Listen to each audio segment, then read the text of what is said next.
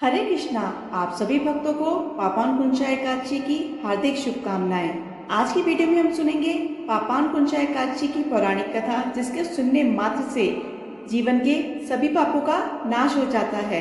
तो प्रसन्न चित्त और भक्ति भाव से एक बार कहिए श्री हरि विष्णु की जय। अर्जुन कहने लगे, हे जगदीश्वर, मैंने अश्विन कृष्ण एकादशी अर्थात इंद्र एकादशी का सविस्तार वर्णन सुना। अब आप कृपा करके मुझे आश्विन माह के शुक्ल पक्ष की एकादशी के विषय में बतलाइए। इस एकादशी का क्या नाम है तथा इसके व्रत का क्या विधान है? इसका व्रत करने से किस फल की प्राप्ति होती है? कृपया यह सब विधान पूर्वक कहिए। भगवान श्री कृष्ण ने कहा, हे कुंती नंदन, आश्विन माह के शुक्ल पक्ष की एकादशी का नाम पापानुकुंचा एकादशी है।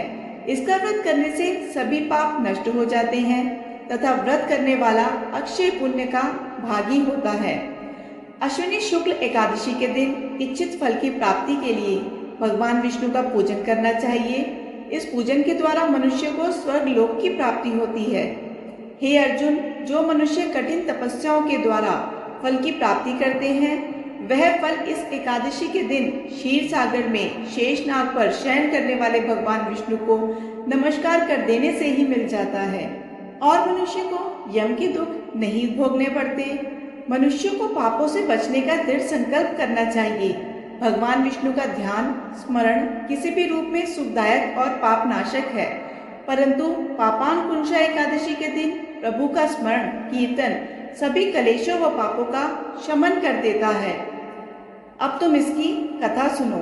प्राचीन समय में विंध्य पर्वत पर क्रोधन नाम का एक बहेलिया रहा करता था। वह बड़ा क्रूर था।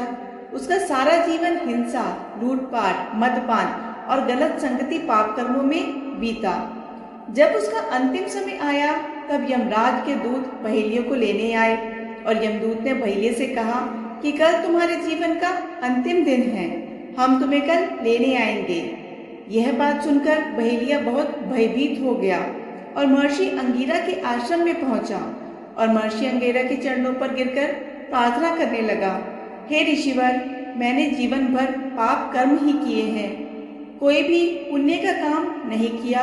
कृपया कर मुझे कोई ऐसा उपाय बताए जिससे मेरे पाप मिट जाए और मोक्ष की प्राप्ति हो जाए। उसके निवेदन पर महर्षि अंगिरा ने उसे आश्विन शुक्ल की पापानुकुंचा एकादशी का विधि पूर्वक व्रत करने को कहा। महर्षि अंगिरा के कहे अनुसार उस बहेलिये ने यह व्रत किया और किए गए सारे पापों से छुटकारा पा लिया और इस व्रत पूजन के बल से भगवान की कृपा से वह विष्णु लोक को गया।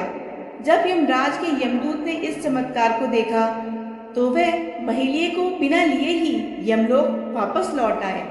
जब यमराज ने उनसे बहेलिये को ना लाने का कारण पूछा तो उन्होंने कहा, महर्षि अंगिरा के कहने पर बहेलिये ने अश्विन मास के शुक्ल पक्ष की पापानुकुंचा एकादशी का व्रत किया, जिसके प्रभाव से श्री हरि विष्णु की कृपा से उसके सारे पाप नष्ट हो गए और उसको अंत समय में विष्णु लोक की प्राप्ति हुई।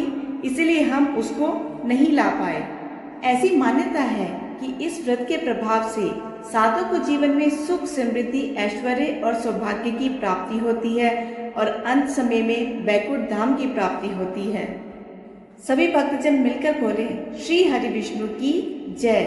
हे प्रभु, जैसे उस बहेलिये के सब पापों का नाश किया, इस व्रत को करने वाले, इस व्रत की कथा सुनने वाले, कहने वाले और हुंकारा भरने वाले सभी भक्तों के पापों का नाश करना, उनके जीवन के हर मनोरथ को पूर्ण करना। यदि आज की वीडियो, आशा है आपको वीडियो पसंद आई होगी। वीडियो पसंद आई हो तो वीडियो को लाइक करके कमेंट बॉक्स में जय श्री हरि जरूर लिखिएगा। आपका एक एक लाइक, एक एक कमेंट मेरे लिए बहुत ही महत्वपूर्ण होता है। ऐसी और कथाओं के लिए चैनल को जरूर सब्सक्राइब कीजिएगा। धन्यवाद।